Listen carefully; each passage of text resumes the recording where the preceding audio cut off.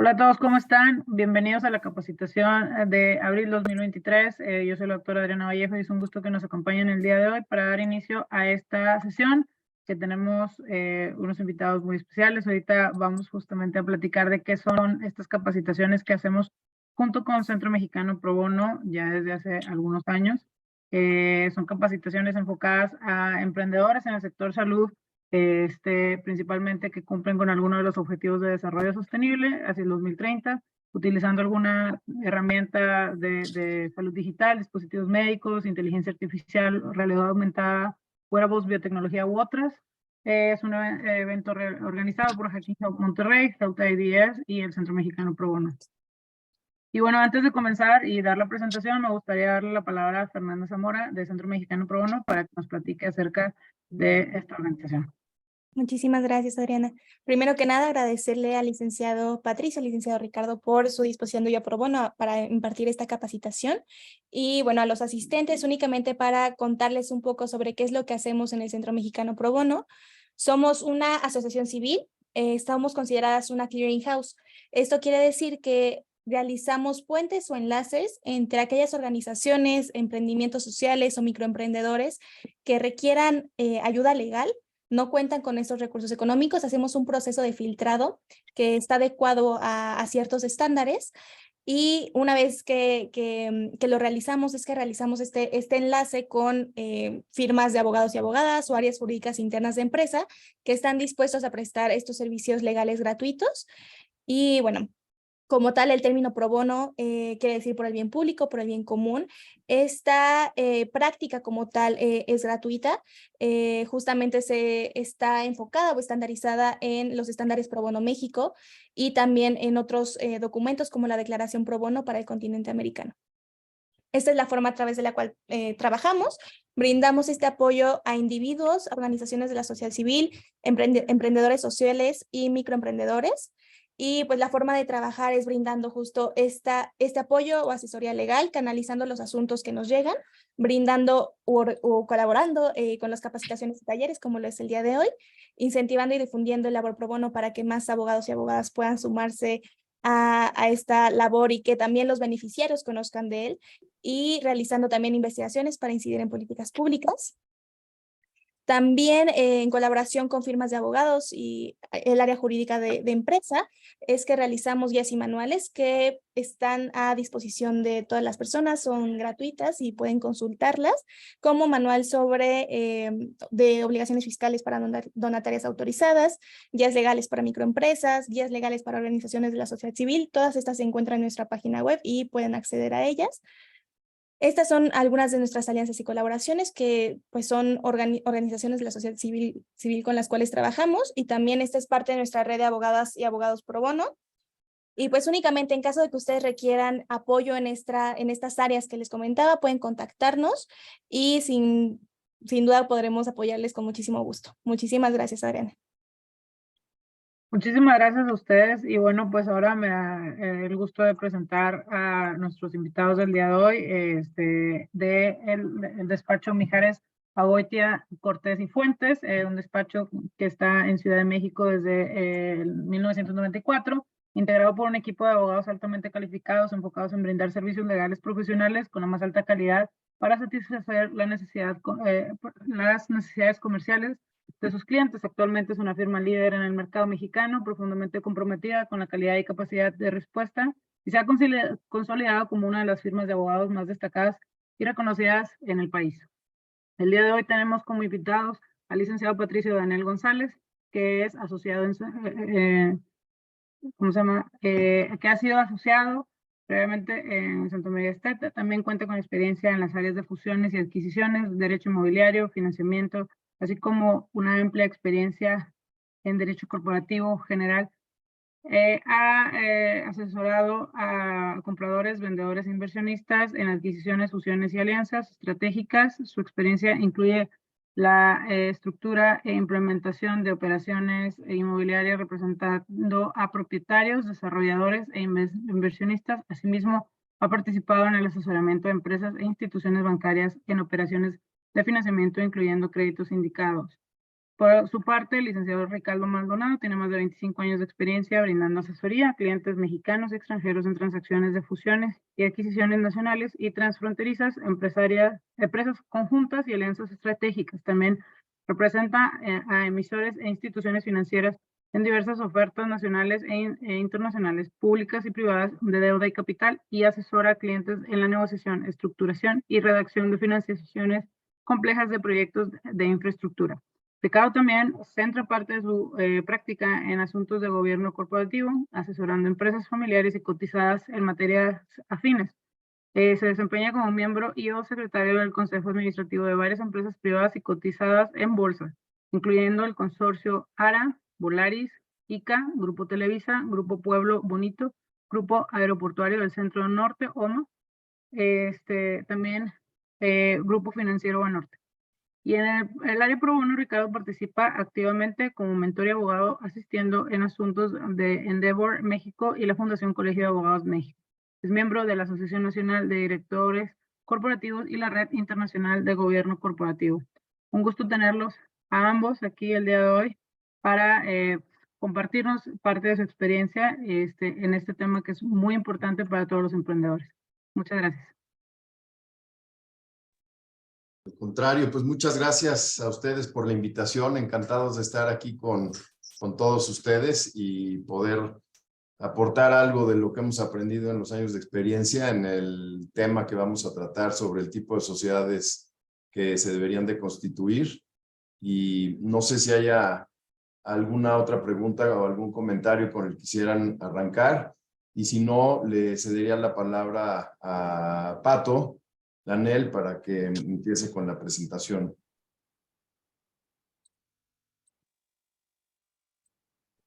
Creo que adelante. Perfecto, muchas gracias, Ricardo. Si quieren, comenzamos.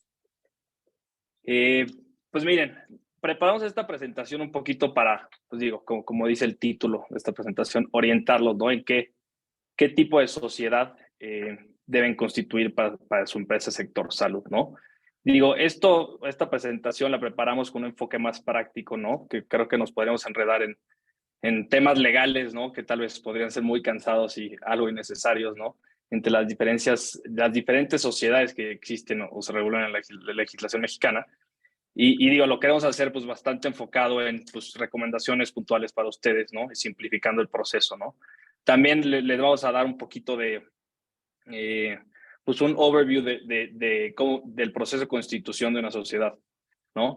Y Adriana me había anticipado que algunos de ustedes estaban interesados en, pues digo, ya, ojalá no se llegue a ese momento, ¿no? Pero en caso de que se llegara a la disolución y liquidación de una sociedad, ¿no? Que creo que también es importante tener el radar y saber un poquito, pues, en qué consisten esos procesos, ¿no?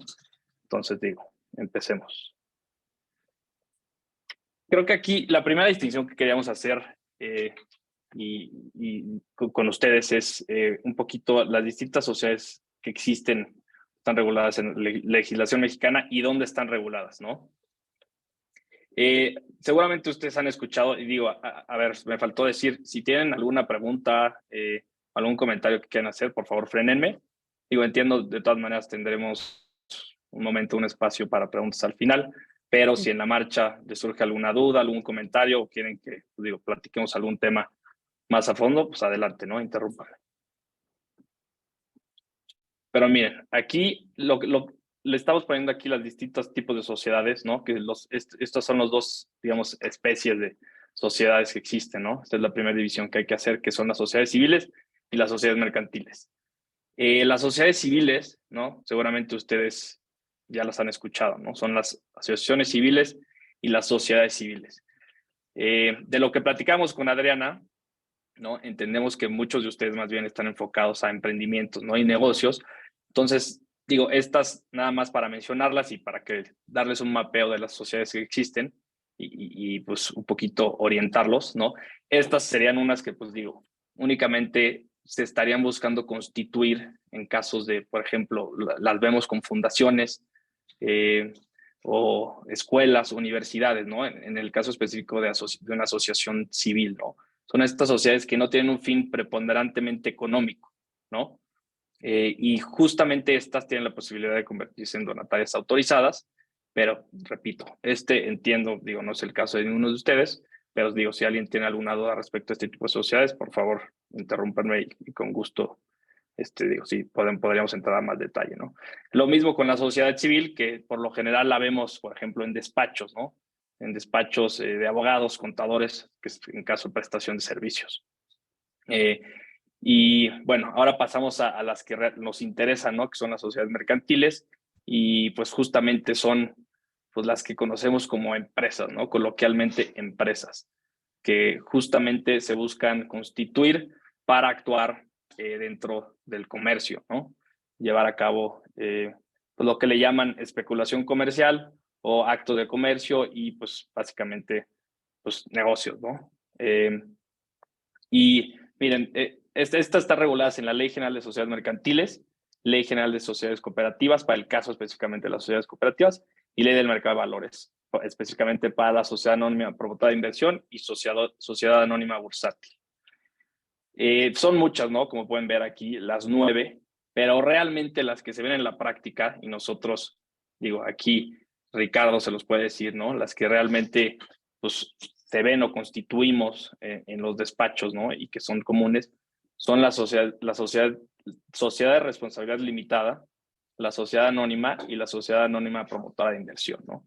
Y la sociedad anónima bursátil, que es la 9, nosotros atendemos mucho ese tipo de sociedades porque son las que cotizan en bolsa de valores, pero que para efectos de esta plática, pues no vamos a desarrollar ese tema. Correcto. Y a ver, un poquito respondiendo a la pregunta, ¿no? De esta capacitación, ¿qué sociedad se debe constituir para, pues digo, el caso específico, ¿no? Para emprendimientos en el sector salud?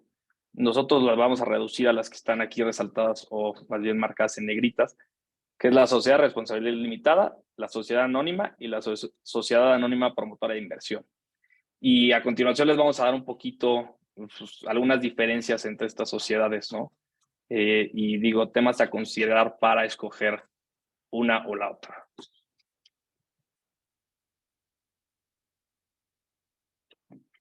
Y el primer análisis que vamos a hacer es entre la sociedad anónima y la sociedad anónima promotora de inversión. Un poquito como contexto, ¿no?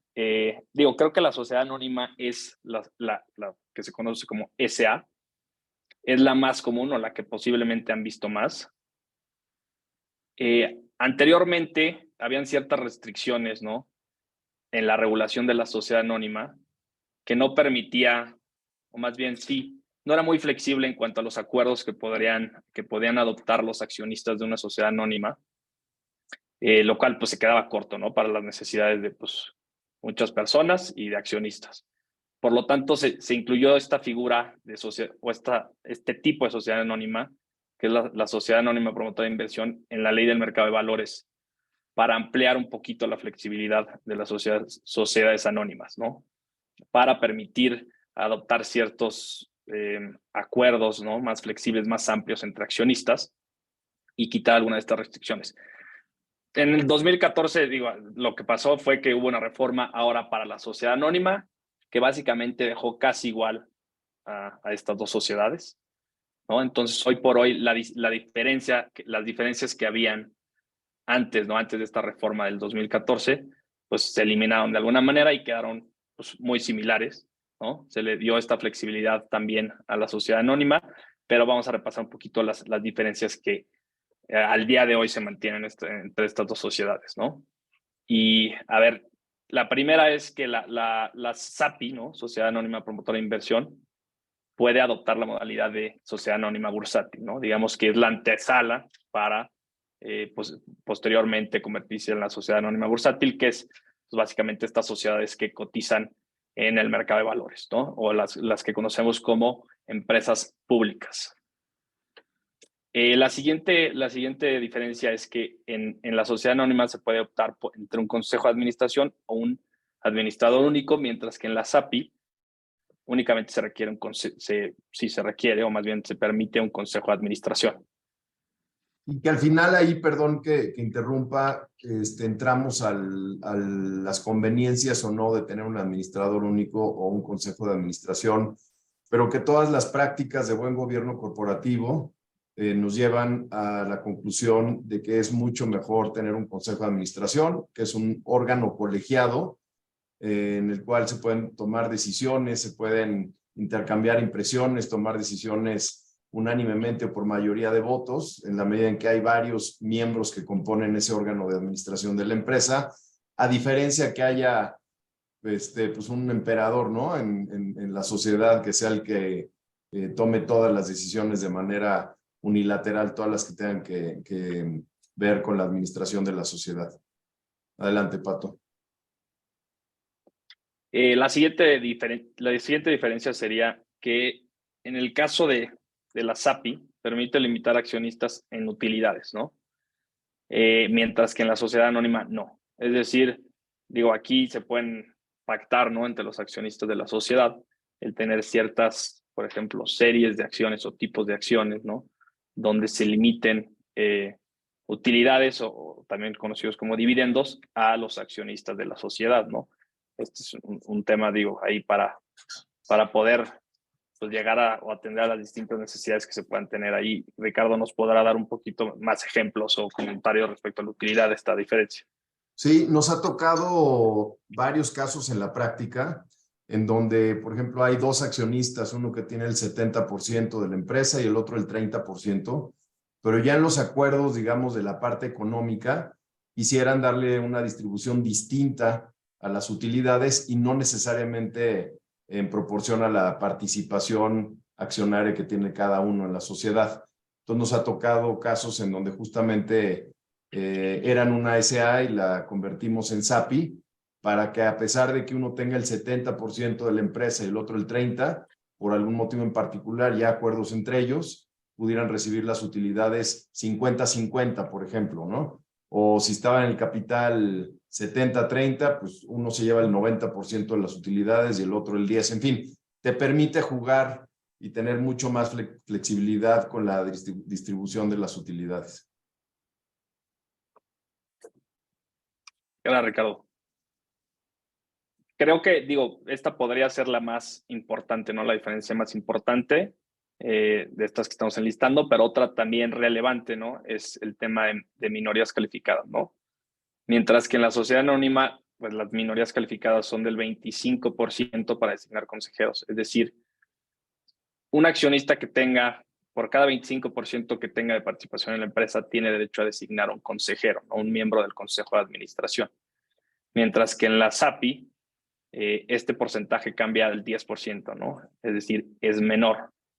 Y digo, aquí un poquito el análisis que queremos hacer es, digo, ponerse a pensar, ¿no? En el caso de una SAPI, ¿no? Y en el caso de que, pues, si se va a constituir la sociedad y como accionista, operador, ¿no? O fundador, pues, por alguna razón termine siendo minoría, ¿no?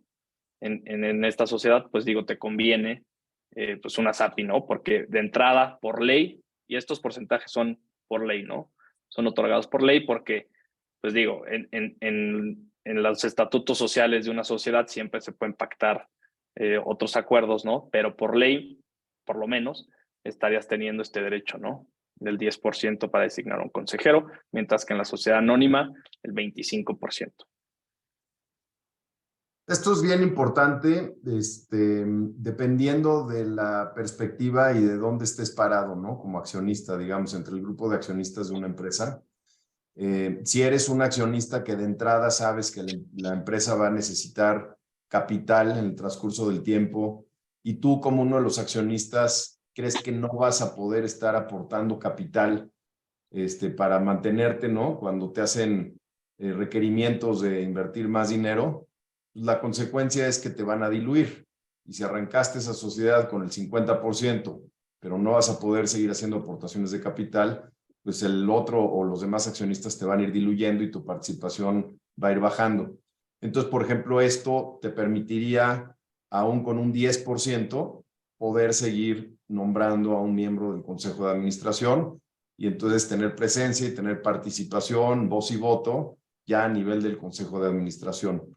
Entonces, también mucho depende con la cara con la que lo mires, ¿no? Por otro lado, si eres un accionista que quieres mantener una participación preponderante, y sabes que tú eres el que vas a diluir a los demás, y en un momento dado, tú no quisieras que un accionista más chiquito que tenga el 10% te esté sentando a alguien en el consejo de administración, pues desde ese punto de vista pudiera ser mejor que por cada 25% te designaran a un consejo, ¿no? Entonces también todo depende de en dónde estés parado. ¿Cómo constituir una empresa de base tecnológica? ¿Perdón?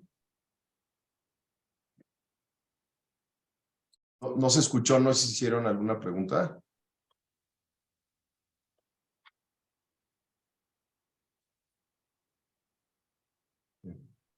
Creo que seguimos, Pato. Perfecto. Pues Ricardo, no sé si tengas algún otro punto que quieras comentar entre distinción entre sociedad anónima, sociedad y SAPI. ¿O ¿no? No, digo, creo que ahora se han ido emparejando más, ¿no? Si hubiéramos tenido esta conversación hace unos años, como mencionaste al principio, creo que hubieran habido mucho más temas relevantes que comentar, pero digo, quizá un poco a manera de antecedente, la sociedad anónima, la SA típica, como comentó Pato al principio, no tenía tanta flexibilidad. El mundo corporativo fue evolucionando. Habían ya en la práctica, cuando habían grupos de accionistas que llevaban o tenían acuerdos específicos entre ellos dentro de una empresa, normalmente firmaban un contrato entre accionistas en donde establecían disposiciones específicas para regir la relación hacia adelante, ¿no? Y eso, por ejemplo, es temas de si uno vende, un accionista quiere vender, le tiene que dar un derecho de preferencia a los demás accionistas antes de poder vender a un tercero. O si uno vende, le tiene que dar oportunidad a los demás accionistas de vender junto con él a ese tercero, o sea, jalarlos en la venta para que tengan oportunidad también de vender junto con él a un tercero. O lo que comúnmente se conoce como drag along right, o sea, que un accionista, si recibe una oferta por el 100% y solamente tiene el 60%, que pueda obligar a los demás accionistas, a los del 40%, a vender con él y entonces poder venderle a ese tercero el 100% de la compañía. O sea, es un derecho de arrastre, digamos, de forzar la venta del 100% de la empresa. Entonces, todos estos acuerdos especiales que de repente en estas relaciones entre accionistas se daban a nivel contrato, no tenían un fundamento en ley, simplemente eran acuerdos a nivel contrato los que se llevaban entre los accionistas. Entonces, para darles un sustento en ley, fue que se introdujo, entre otras cosas, esta figura de sociedad anónima promotora de inversión, la SAPI, en la ley del mercado de valores. Y ahí fue donde empezó a agarrar popularidad porque daba mucho más sustento legal a toda esta serie de acuerdos que se daban en la práctica en estas relaciones entre accionistas. Con los años, finalmente se modificó la Ley General de Sociedades Mercantiles, que es la que rige a la sociedad anónima, y con eso se introdujeron pues muchas de estos conceptos que venían en la Ley del Mercado de Valores para la SAPI, ya se introdujeron también para la SA, ¿no? Entonces, por eso ahora ya son muy similares, pero hubo una época, a raíz de la reforma a la Ley del Mercado de Valores, que sí tenía pues muchas cosas adicionales la SAPI, por lo que empezó a tener mucha popularidad, digamos. Adelante, Pato, esto nada más a manera de antecedente. Perfecto. La otra sociedad que mencionaba, ¿no? Y de la cual queríamos platicar también, es la sociedad de responsabilidad limitada, ¿no? Que tal vez la habrán visto como SDRL. Y digo, aquí hay algunas diferencias contra la sociedad anónima, ¿no?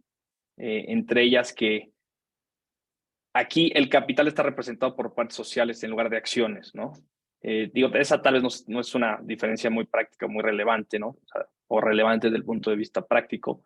Pero tenemos otras diferencias como restricciones a las transferencias y admisión de nuevos socios, ¿no? O derecho de preferencia o derecho al tanto para adquirir en esta sociedad, en caso de que algún socio, ¿no?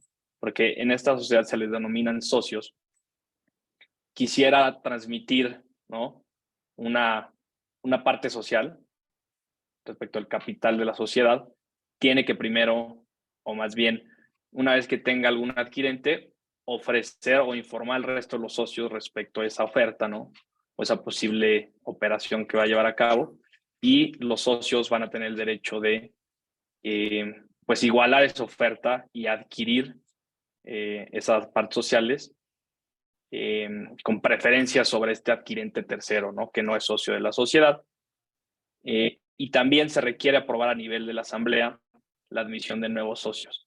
Como bien decía Ricardo, digo, esta podría parecer que es una diferencia relevante hoy por hoy, pero al ya tener estas flexibilidades en la sociedad anónima de pactar, ¿no?, o incluir acuerdos adicionales a nivel de estatutos, pues se pueden incluir este tipo de cosas en los estatutos, por lo cual nosotros no vemos o no consideramos esta una razón o diferencias que pues nos llevaran a inclinarnos a constituir este tipo de sociedades, ¿no? Por otro lado, aquí otra diferencia es que en este caso no existe o no hay requisito para tener o designar un comisario, ¿no?, que es el órgano de vigilancia de las sociedades que se encarga de supervisar a la administración y la operación de las sociedades. Pero la diferencia más relevante, ¿no?, que queremos mencionar aquí, y es la razón por la que nosotros llegamos aquí dentro del despacho, ¿no? Y yo creo que esto es bastante generalizado, ¿no?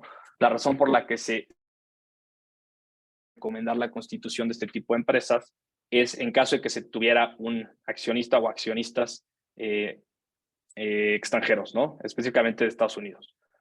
Porque, digo, este tipo de sociedades tributan igual que una sociedad anónima, ¿no?, sobre una base de renta mundial. Sin embargo, esta es una entidad, ¿no?, la SRL, que es elegible para tratarse como una sociedad transparente para efectos fiscales en Estados Unidos, ¿no? Es decir, se le conoce, es elegible para ser considerada una sociedad, un tipo de sociedad como se le conoce transparente o pass-through. Pero esta es realmente la única razón por la que nosotros llegamos a considerarla, ¿no?, para constituir dentro del despacho o para recomendar a nuestros clientes. Fuera de eso, nosotros, digo, creemos que resulta pues más práctica una sociedad anónima o una SAPI. Aquí, Ricardo, no sé si tuvieras algún comentario adicional. Sí, la verdad es que también hay las disposiciones de la Ley General de Sociedades Mercantiles que rigen a la SDRL son pocas, ¿no? Entonces siguen habiendo muchas lagunas de cómo se regula una cosa u otra. Entonces, en muchas ocasiones se tiene que recurrir, ¿no?, por analogía a la aplicación de otras disposiciones de la ley de sociedades mercantiles a otro tipo de sociedades, de decir, pues aplico esta disposición de esto que no está regulado en la ley para una SDRL, pero que sí está para una SA, entonces lo aplico por analogía, ¿no? Entonces sí debe, para el caso en particular, debería de aplicar. Pero también en un tema ya, digamos, de un conflicto entre accionistas, son de los inconvenientes que ves. Uno constituye una sociedad, hay varios accionistas o socios que forman parte de esta sociedad y todo el mundo inicia estas relaciones pensando que van a ser fructíferas, que van a ser buenas, pero en el tiempo pues hay ocasiones en donde las cosas no salen como uno quisiera y empiezan a haber diferencias entre los propios socios o accionistas.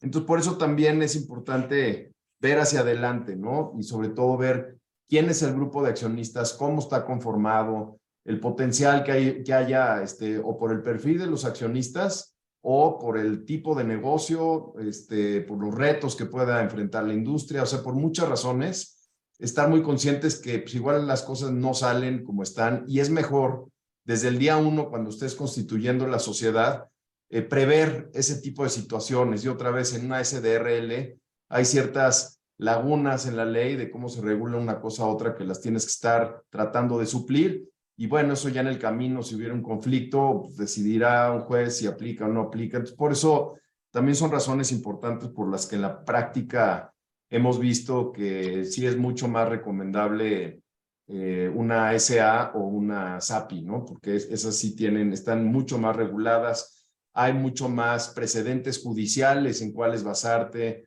para resolver algún tipo de controversia. En la SDRL, por ejemplo, tampoco hay títulos de acciones. Las partes sociales, cada socio tiene una sola parte social, no es como en una SA o en una SAPI donde tienes acciones y un socio puede tener 40 acciones y otro puede tener 100 y otro 1,000,000. Aquí en la SDRL cada socio tiene una parte social y si hay un aumento de capital, lo que sucede es que la parte social va incrementando su valor, pero es solo una parte social. En fin, pero son algunos comentarios al margen de todo esto, creo que vale la pena considerar.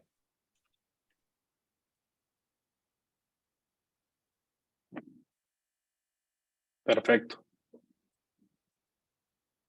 Ahora nos gustaría tocar un poquito el tema o el proceso, ¿no? De constitución de una sociedad, incluido también revisar un poco tema de costos y tiempos, ¿no?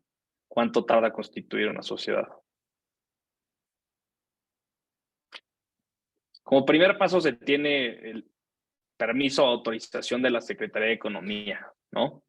Que, digo, básicamente este permiso de autorización depende de que la denominación que se someta, digamos, a aprobación ante la Secretaría de Economía esté disponible para ser utilizada. Que por lo general, digo, aquí como tip, pues digo, normalmente sí no es complicado, ¿no? Obtener estas, o que se aprueben estas denominaciones. Sin embargo, vale la pena someter a autorización o aprobación 3 o 4, ¿no? En caso de que se rechace 1, 2 y pues tener otras opciones, ¿no? Porque, pues sí, llegan a ver o se llegan a rechazar alguna de estas denominaciones. Hay hasta una lista, ¿no? De denominaciones que se considerarían prohibidas. Entonces, también eso es algo que habría que tomar en cuenta. Pero a ver, digo, me saltó un poquito algo que queríamos comentar. Hay distintas maneras, ¿no? De constituir, no distintas maneras, ¿no? Pero se puede hacer tan sofisticado como uno quiera, ¿no? La constitución de una sociedad. Y pues, como recomendación, se puede llevar a cabo la constitución de una sociedad con un notario público, ¿no? Ellos pues, suelen prestar estos servicios y por lo general es lo más económico, ¿no? Ellos, digo, pues los apoyan desde el inicio hasta el fin para la constitución de una sociedad. Sin embargo, también existe la opción de, digo, acercarse o asesorarse con despachos, ¿no? Nosotros, por ejemplo, apoyamos en ese tipo de procesos que tal vez, pues, sí suele ser más costoso, ¿no? Pero como mencionaba, pues depende de qué tan sofisticada va a ser esta constitución. Y la sofisticación me refiero a el tema del gobierno corporativo que se quiere regular en los estatutos de la sociedad, ¿no? ¿Qué tan compleja va a ser esta relación entre los accionistas? Si inicialmente lo que buscan es constituir una sociedad, ¿no? Pues de manera simple, ¿no? Y ya después, pues, si es necesario, pues, plasmar acuerdos entre accionistas ya más sofisticados, se pueden acercar con un despacho de abogados, pero inicialmente nosotros recomendaríamos que digamos que la manera más económica de hacerlo es, pues, frente a notarías, ¿no? O notarios públicos. Que digo, cabe mencionar que también existe la posibilidad de acercarse con despachos, ¿no? Y buscar, pues, buenas opciones, ¿no? Ofertas que, pues digo, al final, si uno le busca, se puede encontrar y no necesariamente es excesivamente costoso.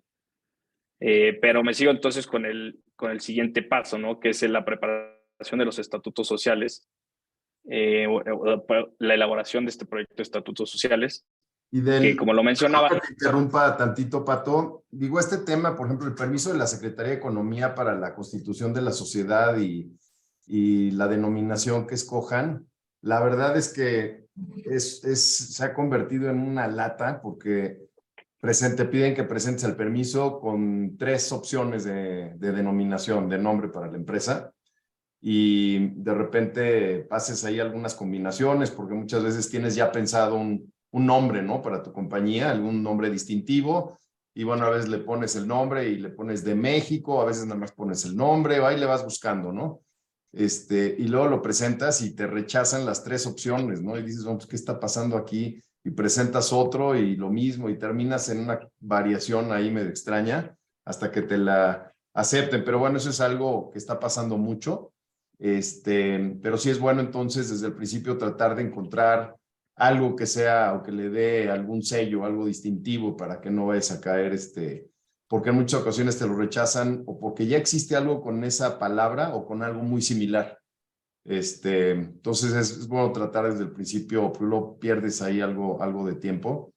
Y en la Constitución también hay ocasiones donde los clientes nos piden una constitución de emergencia, ¿no? Rapidísimo. Y bueno, pues, en lo que sacas el permiso, en lo que ves el tema de los estatutos, vas con notario, pues, a veces la inscripción, registro público, te puede tomar algún tiempo. Entonces, a veces también lo que se ha llegado a hacer es que hay algunas firmas, algunos despachos que tienen sociedades, digamos, ya constituidas, que no han operado, que están, digamos, como les llaman, off the shelf, ¿no?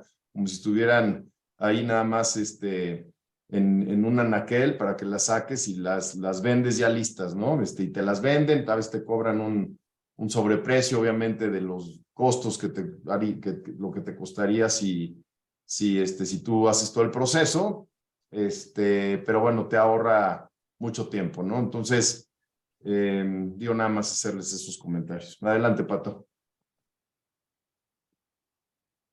Gracias, Ricardo. El siguiente paso es la elaboración del proyecto de estatutos sociales, ¿no? Que aquí, digo, como contexto, estatutos sociales son básicamente pues, las reglas de la sociedad, ¿no? Las reglas bajo las cuales se van a regir o las reglas que van a regir la relación entre los distintos accionistas de la sociedad. Y como comentábamos, pues, digo, aquí se pueden hacer tan sofisticados como se requieran.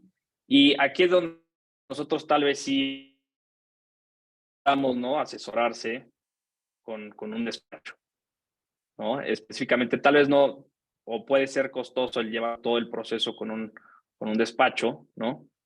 Pero sí específicamente, digo, tal vez pedir apoyo o asesorarse en cuanto a los estatutos sociales, ¿no? Para que realmente, pues, digo, se protejan pues, sus intereses, ustedes como accionistas fundadores, ¿no? Y que, digo, como nos han explicado, posiblemente sean los que estarían operando la sociedad, ¿no? O la empresa. Entonces, aquí es donde nosotros consideramos que sí es importante que se asesoren y porque, como lo comenté, ustedes pueden constituir una sociedad con unos estatutos, pues, bastante simples, ¿no? Que es un machote que ya viene de la notaría. Sin embargo, sí es importante pues, llegarse a asesorar en este tipo de temas para pues, poder proteger sus... Pues correcto. Una vez que se tienen estos estatutos sociales ya acordados, se debe firmar el acta constitutiva ante notario público, que es básicamente estos estatutos sociales o esta regla de la sociedad, pero se incluye o se eleva en escritura pública y se firma ante la fe de un notario público, ¿no? Aquí un tema a considerar pues, muy importante, que es reciente, ¿no? De los últimos años, es pues todo un tema que se le llama la integración de expediente de beneficiario controlador, ¿no? Las notarías actualmente piden mucha información para integrar este expediente, ¿no?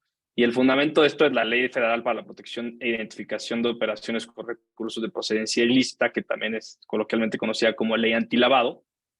Bajo dicha ley, la constitución de una empresa es considerada una actividad vulnerable y por lo tanto se han impuesto distintos requisitos para la integración de un expediente para justo prevenir este tema, ¿no? Operaciones con recursos de procedencia ilícita. Y los responsables de integrar ese expediente son los notarios. Entonces, las notarías muchas veces piden, estos son expedientes que suelen ser pues suelen ser un dolor de cabeza, ¿no? Porque es información que luego no es muy fácil conseguir y específicamente de los accionistas. Es de todos los accionistas, entonces digo, tomar un poquito precaución en cuanto a esto. y prever que puede tomar algo de tiempo. Normalmente esta información la piden o el objetivo de esta información es llegar a los beneficiarios controladores o los últimos beneficiarios de la sociedad que se va a constituir. Entonces, por lo general, cuando los accionistas son personas físicas, pues es muy fácil, ¿no? Porque se entrega esta información de los accionistas personas físicas, ya se integra este expediente. Pero en caso de que los accionistas sean personas morales, a su vez se tiene que integrar información de los accionistas de esas sociedades, que a su vez son accionistas de esta sociedad que se va a constituir, hasta llegar a personas físicas, ¿no? O al último beneficiario o controlador, que pues digo, seguir esa cadenita puede llegar a ser algo complicado y algo pues resulta a veces un poco tardado. Entonces creo que es algo que deberían de tomar en cuenta, ¿no? En cuanto a tiempos para la constitución de una empresa. Y también, digo esto como tip, distintas notarías tienen distintos criterios, ¿no? Algunos notarios son más estrictos, algunos notarios son menos estrictos. Entonces, si por alguna razón se le está complicando el conseguir esta información o hay algún accionista que pues, no quiere dar, porque mucha de esta información suele ser pues, personal, porque creo que hasta se piden actas de matrimonio y, bueno, una serie de documentos que pues, resulta para muchas personas algo absurdo. Entonces, digo, sí intentar pues, checar con distintas notarías o notarios para ver qué tipo de información les piden, ¿no? Ya ven que hay unos abogados que somos insoportables, caray, ¿verdad? Nos hacemos mala fama, ¿verdad, Pato? Unos muy intransigentes luego. Exacto, exactamente. Exacto, entonces sí, vale la pena ahí tocar base con distintas notarías. El acta constitutiva es requisito, ¿no? Que se inscriba en el Registro Público de Comercio. A ver, aquí puede llegar a ser tardado esta inscripción, pero por lo general las notarías expiden una carta donde se hace constar que está en trámite esta inscripción. Y digo, por lo general, pues es suficiente mientras queda inscrito, ¿no? Para pues las distintas personas o autoridades que solicitan, porque esto es muy importante, ¿no? Cualquier persona te va... El primer tema que verifica, ¿no? Para saber que está debidamente constituida una empresa es que esté inscrita la sociedad, ¿no? Y muchas veces se deja pasar esto y no se da seguimiento y resulta que pues, no se tiene esta boleta de inscripción o evidencia de la inscripción y pues sí es algo muy importante. Ahora, aquí estoy incluyendo la inscripción en el Registro Nacional de Inversiones Extranjeras, pero esto es únicamente en caso de que la sociedad, en la sociedad participe inversión extranjera, ¿no? Es decir, accionistas extranjeros, o puede ser también el caso de accionistas o más bien sociedades mexicanas que tengan mayoría de capital extranjero. Esta inscripción se debe hacer también con la Constitución y digo, nada más que lo tomen en cuenta, también hay distintas obligaciones periódicas con las que se tiene que cumplir frente a este Registro Nacional de Inversiones Extranjeras que depende de la Secretaría de Economía, ¿no? Entonces, digo, tomarlo en cuenta, que habrá que cumplir con esas obligaciones en caso de que sea aplicable. También está la obligación de la inscripción en el Sistema de Información Empresarial Mexicano, ¿no? Que es un instrumento del Estado mexicano creado con información sobre las características y ubicación de establecimientos de comercio del país. Y pues conforme a la Ley de Cámaras Empresariales y Confederaciones, se establece que las sociedades mercantiles se deben de inscribir en este registro, en este sistema. Bueno, como último punto que últimamente ha sido un tema, ¿no? Es la obtención del RFC y firma electrónica avanzada. La obtención de una cita ante el SAT recientemente ha sido algo, bueno, tardado, ¿no? Entonces, digo, también tomar precauciones ahí,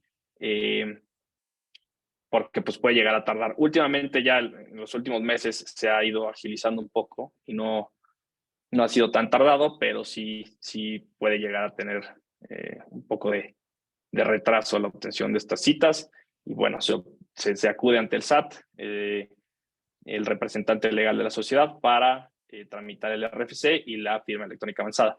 Aquí, digo, me regreso un poquito. En el acta constitutiva, por lo general, en los estatutos sociales, se otorgan poderes, ¿no? En lo que le llaman artículos transitorios del acta constitutiva, que ahí es importante o vale la pena aprovechar para otorgar desde el inicio poderes. Posiblemente en un inicio no se tenga certeza a quién se va a otorgar poderes o algo por el estilo, pero se aprovecha para, pues, una práctica común, otorgar poderes al contador, ¿no? O quien se vaya a contratar para llevar la contabilidad de la sociedad, para llevar a cabo los trámites ante las autoridades fiscales. Un punto importante aquí es que para la obtención del RFC se requiere comprobar ante las autoridades fiscales que se tienen oficinas dentro del territorio mexicano, ¿no? del país. Pero a veces, digo, no es el caso. No sabemos, digo, no entendemos que en su caso, pues posiblemente sí lo sea, pero en caso de que no lo sea, existe la posibilidad de arrendar temporalmente un domicilio para esos efectos, ¿no? Únicamente para acreditar que se tienen oficinas dentro del territorio del país. Y pues hay distintos prestadores de servicios que pues, sí hay distintos prestadores de servicios que logran o posibilitan esto con un contrato de arrendamiento y pues se establecen las oficinas, digamos, de la sociedad, aquellas que se arrenden bajo dicho contrato de arrendamiento, ¿no? Aquí también les queremos dar un poquito ahí, digo, orientarlos más o menos en cuáles pueden ser los costos y el tiempo, ¿no? Que puede tardar la constitución de una empresa. Digo, todo esto con base en nuestra experiencia y lo que hemos visto, ¿no? Aquí con la constitución de sociedades en el despacho, que puede rondar entre 25,000 pesos y 30,000 pesos. Esta constitución, me refiero a aquella que se lleve a cabo frente a un notario público, ¿no? Que la constitución se lleve frente a ellos, porque, digo, si se asesoran con un despacho, puede ser mayor estos montos, porque adicional a esto se agregan los honorarios de pues, el despacho, ¿no? Pero podría ser entre 25,000 y 30,000 pesos, más el IVA, ¿no? Y esto incluye ya los derechos por la inscripción de la sociedad en el Registro Público de Propiedad y Comercio. Digo, asumiendo que sea el domicilio social de la sociedad, sea en la Ciudad de México, ¿no? Y como tiempo, digo, esto puede ser entre 1 y 2 meses, ¿no? La constitución, posiblemente más inclinado hacia 2 meses. Todo depende, pues, de qué tanto se tarden en integrar el expediente beneficiario controlador con la notaría, ¿no? Dar toda la información a la notaría, que una vez que la notaría tiene toda la información, por lo general, pues tarda el proceso de constitución unas 2 semanas y habrá que considerar otras 2 semanas, por ejemplo, para obtener una cita en el SAT. Y pues digo, ya con eso consideraríamos que se concluye el proceso, porque posiblemente todavía quede pendiente la inscripción en el Registro Público de Comercio, que pues digo, eso con la carta o la constancia del notario que tendrían provisionalmente, pues estaría cubierto, ¿no? Pero pues sí, podría ser entre 1 o 2 meses, tal vez un poquito más, pero eso es lo que nosotros hemos visto en nuestra experiencia, ¿no? Luego, me había anticipado esta Adriana que algunos de ustedes estaban interesados un poquito en el proceso de liquidación, disolución y liquidación, que lo vamos a tocar pues muy brevemente para que tengan más o menos una idea, ¿no? Son 2 pasos de los que estamos hablando, ¿no? Cuando uno quiere pues, extinguir o dar por terminada una sociedad. Y el primero es la disolución, ¿no? Y es el primer paso para extinguir una sociedad.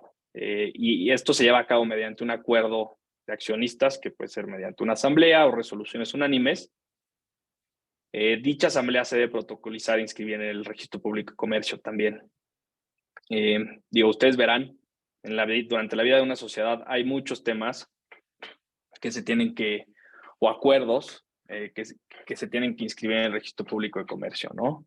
Es la manera en la que se lleva, digamos, el track de la vida de la sociedad y los distintos cambios que pueden existir a nivel sociedad. Y tal vez el más relevante es, por ejemplo, reformas o modificaciones a los estatutos. Y esto es bastante importante, digo, tenerlo en orden y llevar a cabo las inscripciones y dar seguimiento a ellas, porque lo que en nuestra experiencia pasa mucho es que pues no se da seguimiento, ¿no? No se le da el debido seguimiento y el día de mañana alguien pide pues, la inscripción de X escritura o X asunto de la sociedad y no se tiene, ¿no? Entonces, y pues ese proceso, como ya lo habíamos mencionado, de la inscripción puede ser o suele ser tardado. Entonces, sí recomendamos dar un buen seguimiento a este tipo de cuestiones. Pero sigo con este tema. Dicha asamblea de disolución, donde se acuerda la disolución, se debe protocolizar e inscribir en el Registro Público de Comercio. Una vez acordada esta disolución, los administradores no podrán iniciar nuevas operaciones, ¿no? Digamos que una vez que se pacta esto, ya, como ahorita les explicaré, ya entran aquí los liquidadores, ¿no? Que veo que Ariel tiene una mano levantada. Sí, yo tengo una pregunta. En caso de que no quieras disolverla, no quieras vender la empresa, ¿ahí qué tienes que cuidar? O sea, porque, bueno, un fiscalista de la empresa donde estoy trabajando y nos... Perdón, Ariel, se te está cortando un poquito, no sé si solo soy yo o a alguien más se le cortó. Discúlpame, ya. Bueno. Sí, si quieres otra vez, a ver. Mil gracias.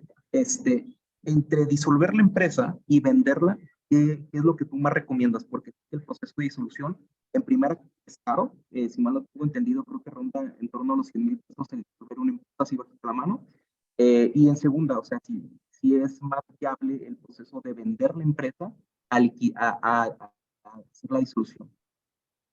Cuando te refieres, y digo, esto lo venderías, es una venta de la empresa, digamos, como con los activos que ya incluía la empresa durante la vida de la sociedad. No, sin los activos.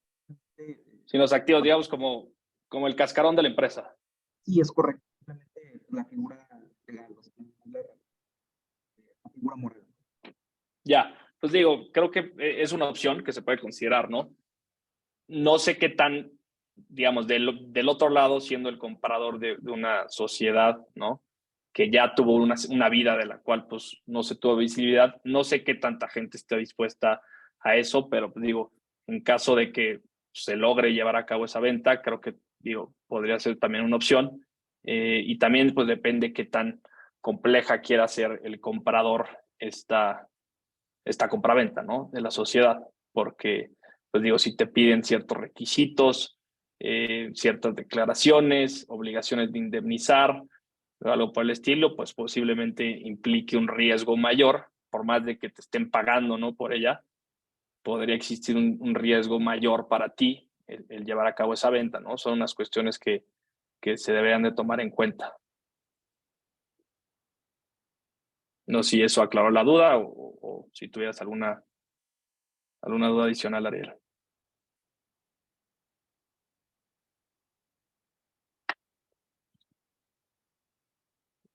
Bueno, pues paso al siguiente paso, que es de la liquidación, ¿no? Y una vez que se aprueba a nivel de asamblea de accionistas la disolución, se pasa a la liquidación, que el propósito de esto es la conclusión ya de todas las operaciones pendientes de la sociedad para poder finiquitar las deudas y obligaciones de la sociedad, cobrar los créditos que tengan a su favor, liquidar los activos de la sociedad y 4, distribuir los activos remanentes, ya sea que sean en efectivo, ¿no? Entre los accionistas o socios, ¿no? De la sociedad. Y vamos a pasarnos para repasar el proceso, ¿no? O los distintos pasos. El primer paso, que es muy importante, es el nombramiento de liquidadores. Este nombramiento de liquidadores, ¿no? Que es la figura o la persona que se encarga de llevar a cabo pues todos estos temas, ¿no? Estos puntos del 1 al 4 que mencionamos. Y es el que va a llevar a cabo esto. Y este liquidador o liquidadores se designan en la asamblea donde se acuerda la disolución. Y pues bueno, una vez aprobado esto y designado el liquidador, pues se puede proceder con los siguientes pasos, que es muy importante, se elabora un balance final, ¿no?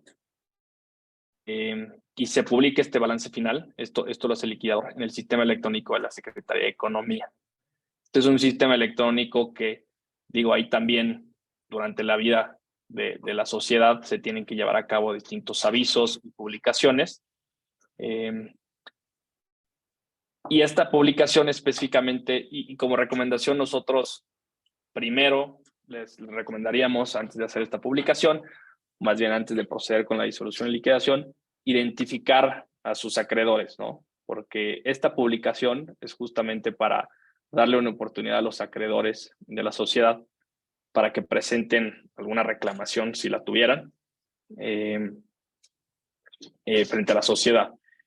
Para evitar, digamos, que esto o haya algún inconveniente o los frene alguna reclamación de un acreedor, nosotros sugerimos primero identificarlos, ¿no? Poder pues platicar de esta disolución, liquidación y pues revisar justamente pues qué créditos o obligaciones de pago se tienen frente a estos acreedores.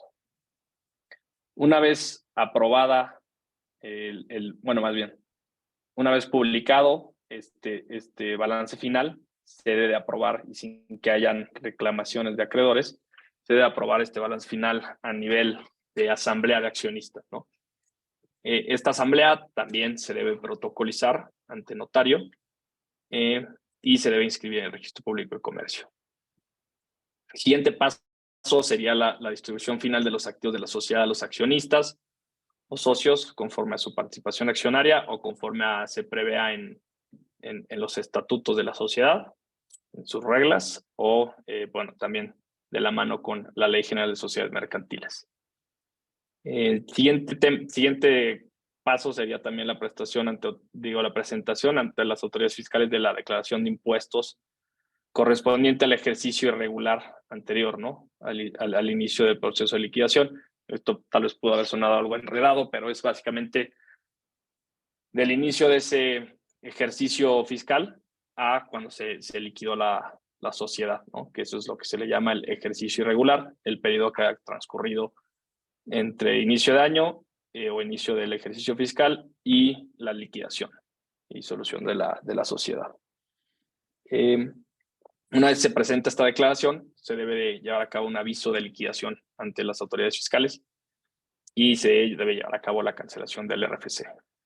Otra cancelación que también hay que tomar en cuenta sería la cancelación ante el Registro Nacional de Inversión Extranjera. Y con eso, pues digo, básicamente es un resumen, algo rápido, práctico del proceso para llevar a cabo una disolución y liquidación de la sociedad.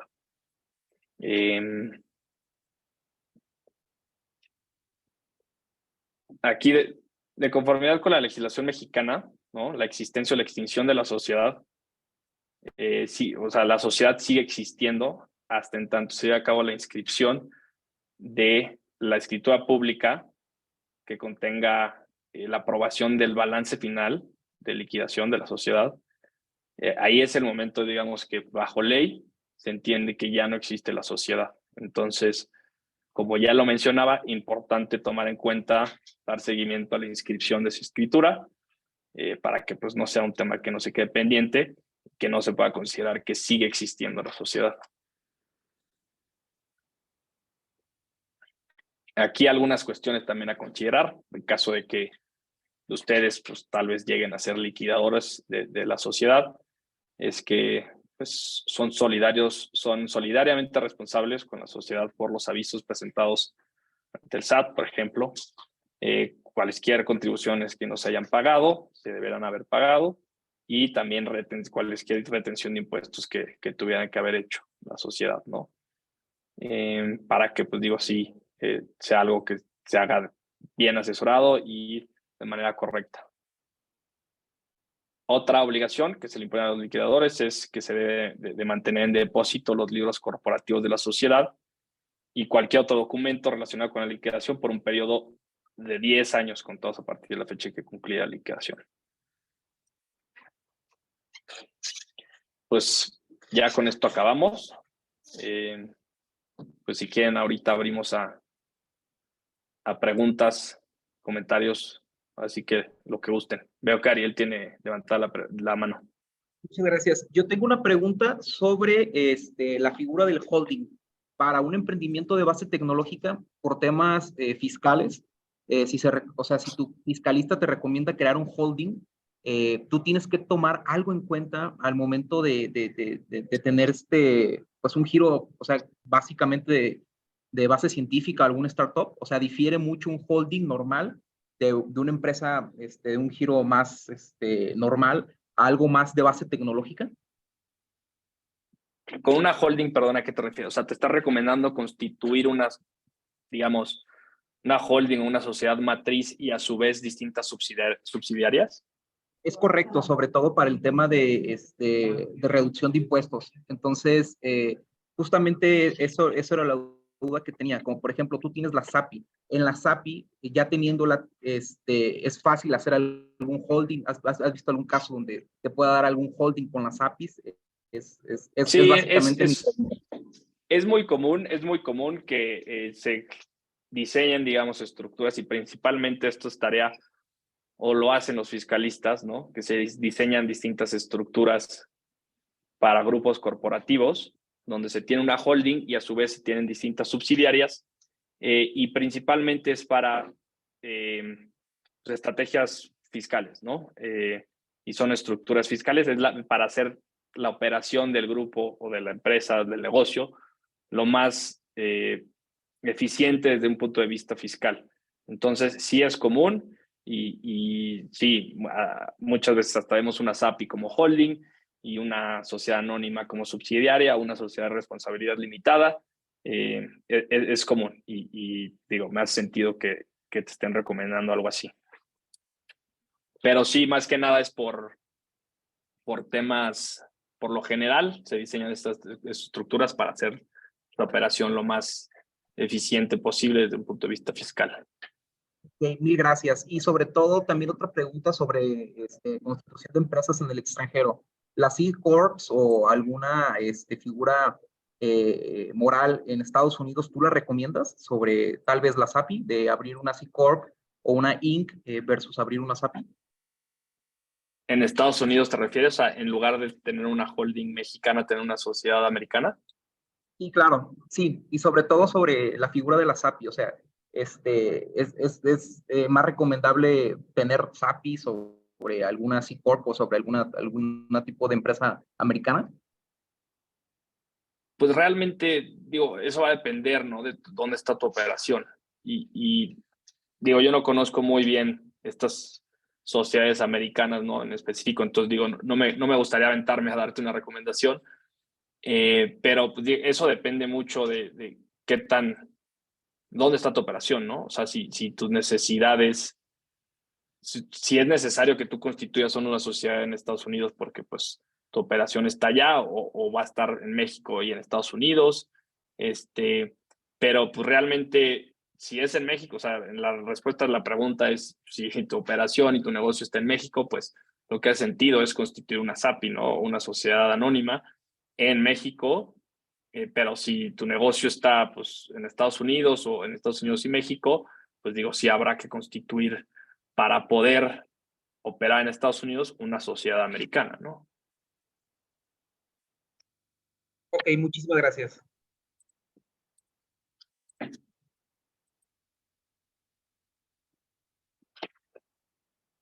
Perfecto, no sé si hay alguna otra duda, alguna otra pregunta.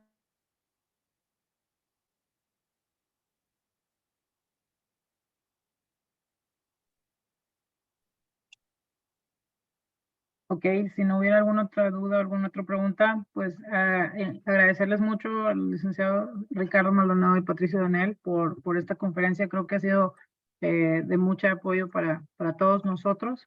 Y bueno, muchos puntos a tomar en cuenta para cuando constituyamos nuestra primera empresa o si ya la constituimos, también para tomar en cuenta qué debemos de hacer si queremos crecerla, ¿no? Que eso es algo también muy importante. A veces Es un paso estratégico como esta última pregunta que hacían, de saber cómo ir creciendo poco a poco y cómo dividir, ¿verdad? Las actividades que hacemos Sí. dentro de la Y misma. Adriana, perdón que te Entonces, interrumpa ahí porque dijiste algo importante, ¿no? Que es sí, claro, el hacerla creer, ¿no? Pues, crecer. sí, Como recomendación, digo, yo sí que tenía planeado, quería tocar este punto. Sí le sugerimos, aunque digo, muchas veces en un inicio su cabeza pues puedan o podamos pensar que tal vez no sea del todo necesario contratación de asesores legales, ¿no? Y muchas veces pues por cuidar costos y demás, que pues digo, es muy lógico, no se buscan estas asesorías adecuadas. Pues eso puede tener consecuencias y nosotros lo vemos seguido, ¿no? Aquí en el despacho, que pues sí pueden llegar a ser pues bastante graves, ¿no? sí. Tan fácil como pues en un proceso de venta o en un proceso, una ronda de inversión donde se quiera levantar capital, se hacen estos famosos auditorías o due diligence, ¿no? Que nosotros muchas veces somos o representamos a la empresa donde le van a meter o inyectar el capital, o representamos a quien va a inyectar el capital o va a comprar la empresa. Nosotros hacemos estas auditorías y pues muchas veces nos topamos con pues cuestiones que pues no están en orden porque pues no hubo asesoría no se invirtió en ese tipo de cosas que pues pueden tener como consecuencia hasta tirar estas operaciones, ¿no? Estas operaciones no se termina vendiendo a la sociedad o no se termina invirtiendo en la sociedad o hay un impacto en la evaluación de la sociedad, ¿no? Así es. Eso es súper importante. Entonces también Orden, principalmente o muy importante temas fiscales. También inicio, pues digo, por lo mismo, entendemos que es complicado todo el tema fiscal, ¿no? Y muchas veces se busca, pues, por dónde encontrar estas ventajas o beneficios y, pues, en un futuro, o sea, nuestra recomendación es ver a futuro, ¿no? No solo a corto plazo, decir, pues, aquí me ahorro esta lana, porque pues en un futuro, pues, eso puede ser contraproducente y los puede perjudicar bastante, ¿no? Que muchas veces, y repito, no es si se le rascan y buscan ofertas de asesores legales buenos, pues las van a encontrar. Y principalmente lo que hacen muchos despachos, pues que podrían considerarse pues caros o de renombre, ¿no? Es que si se busca en corto un despacho, ¿no? A un socio, y se busca o se solicita una oferta, digamos que especial, ¿no? Un descuento, pues muchas veces se ve por el cliente, ¿no? A futuro, ¿no? Se apuesta por el cliente, es decirlo. O sea, entonces pues se dan concesiones en cuanto a precios para poder asesorar a una empresa donde se ve futuro o se le apuesta a esta empresa. Entonces, pues sí, recomendamos, muy importante, asesorarse o tener, incluso también puede funcionar tener a alguien dentro de la empresa in-house, un abogado que tenga pues buen conocimiento sobre temas legales para que los oriente, ¿no? Y sí llevar un buen track de las distintas obligaciones que tienen sus empresas, ¿no? Para poder llevar o darles cumplimiento, porque muchas veces pasan años sin que se vean consecuencias, ¿no? Y uno dice, no, pues ahorita estoy bien, ¿para qué tengo mis libros corporativos en orden? ¿Para qué tengo en orden por ejemplo, en el Registro Nacional de Inversiones Extranjeras, mis inscripciones ahí, mis obligaciones ahí? Pues ahí puedes, si te echas 5 años sin cumplir ahí tus obligaciones o inscripciones, te puedes resultar una multa de 300,000 pesos o algo por el estilo. O, como ya lo dije, pues la peor que pues, se podría presentar es que pues en una auditoría se meta un grupo de abogados, ¿no? Que, se los digo, sí se llegan a meter muy a fondo. Se audita la empresa, se auditan todos los documentos y por alguna razón, algo que no esté en orden, sale algún trapo sucio o algún riesgo y pues termina tirando el deal o impactando muy fuerte en la evaluación. Esto, pues digo, nada más para cerrar, creo que es útil que lo tengan en cuenta y lo consideren. Así es un tema súper importante y muchas veces, como bien dices, en general las pymes no lo suelen tomar en cuenta porque, bueno, ahorita no es necesario, pero de repente quieren hacer algo más y por un tema de no llevar al día las cosas, y bien aparte, no nada más es al día, sino también de la forma adecuada, pueden tener muchas Correcto. consecuencias. Entonces, hay que ponernos atentos también a esa parte. Recuerden que es una empresa, tienen responsabilidades como tal, desde el día que la constituyen, básicamente. Exactamente. Así es. Pues no sé si hubiera alguna otra duda, alguna otra pregunta. Ok. Antes de concluir nada más, voy a dar unos pequeños avisos. Bueno, de parte de Health ADS, a través del Health Data Science Program, se está organizando la quinta edición del Health Data Week, que en esta ocasión va a ser el 23 y 24 de agosto en Monterrey, en formato presencial, y en septiembre en formato virtual. Es un evento que se está haciendo en alianza con PyCon Latam, que es el evento de Python más importante de toda Latinoamérica. Es un evento de 2 días con 4 keynotes, conferencias, paneles y talleres, y también de networking, para que si gustan participar. Ya está abierta la convocatoria, aquí pueden revisar la información, y también está abierta la convocatoria de la quinta edición del Health Data Science Program, que es un diplomado enfocado en ciencia de datos para el sector salud, que estará llevándose a cabo de septiembre 2023 a marzo 2024. ¿Cómo se llama? En esta edición hay algunas actualizaciones importantes, como que ahora el diplomado lleva 8 módulos, también el proyecto final, el programa de internship, bueno, entre muchas otras. Vale mucho la pena que revisen la información. Y bueno, sin más, agradecerles por estar aquí el día de hoy, y bueno, pues estén atentos a las redes sociales, tanto de Hacking Health como Health IDS, y también de Centro Mexicano Pro Bono para los siguientes eventos. Muchas gracias, que tengan un día.